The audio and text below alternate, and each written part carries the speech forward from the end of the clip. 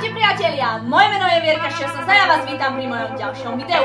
Toto video je súčasťou môjho blogu, takže jeho link určite nájdete v popise tohto videa. Toto video zároveň patrí do kategórie videí, ktoré nazývam Chemistry Point a zdôrazňujem tú dôležitosť prírodných vied na naše bežné životy. Ale poďme mi už k dnešnému experimentu. Celý dnešný experiment sa bude točiť okolo zemného plynu. Zemný plyn určite všetci dobre poznáte a nemusím vám ho predstavovať, stretávate sa v ním v domácnostiach. Nemyslím tak teraz, že zemný plyn ide okolo, aby sa stretnete a zrazu sa rozprávate.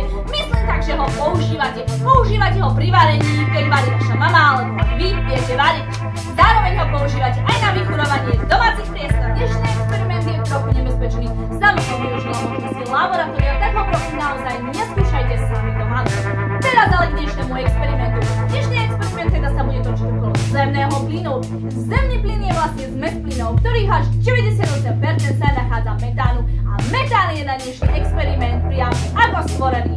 Využijeme jeho totiž vlastnosti. Metán je bezfarebný plyn, bez chutí, bez zápachu a má dve podstatné vlastnosti. Metán na vzduchu horí a je výbušný. O výbušnosti metánu sme sa mohli presvedčiť nie až tak dávnej minulosti pri banskej tragédii Novákov, ktorá bohužiaľ mala fatálne následky. My si dneska ukážeme najmä spaľovanie metánu, teda typickú chemickú reakciu metánu, okrem iných ďalších, ktorý metán má, ale nebudem vás s zaťažovať. Takže zhorím alebo nezhorím?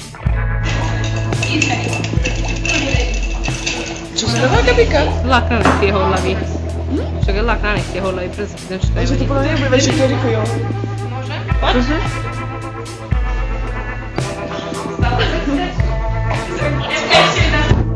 Živá som zdravá a nezhorela som, ale prečo vlastne? Nezhorela som preto, pretože sa jednalo o exotermickú reakciu. Exotermická reakcia znamená, že dochádzalo k uvoľňovaniu veľkého množstva tepla a mne v tom plášti naozaj teplo bolo, škoda, že ste to necítili. Exotermická reakcia, ktorá prebiehala medzi metánom, ktorý tu stále omiela, a kyslíkom. Kyslík sa bežne nachádza vo vzduchu. Táto reakcia sa nazýva spaľovanie metánu a jedná sa o oxidáciu. Reakciu metánu, kyslíku vznikali dva produkty.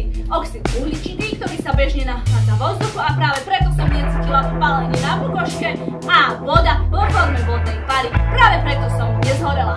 Ešte by som dodala, že metán je uhlovodík, alkán zložený z atómov uhlíka a vodíka spojených jednoduchou väzbou. Dúfam, že si teda z toho niečo zapamätáte, nemusíte hneď zase všetko.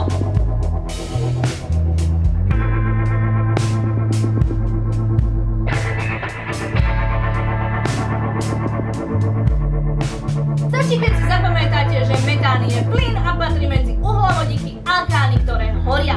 Medzi takéto uhlovodíky alebo alkány, ktoré horia, patria aj propán, bután. A zmes propán butánu používate na benzínových čerpacích staniciach, kde tankujete LPG, lebo tam práve sa nachádza zmes propán butánu. Zmes propán butánu sa nachádza aj takýchto obyčajných zapalovačov, ktoré tiež horia. Dúfam, že sa vám moje video páčilo. Ak hľadáte ďalšie informácie, určite navštívte môj blog. Jeho link nájdete niekde v popise tohto videa. A my sa určite vidíme pri ďalšom videu.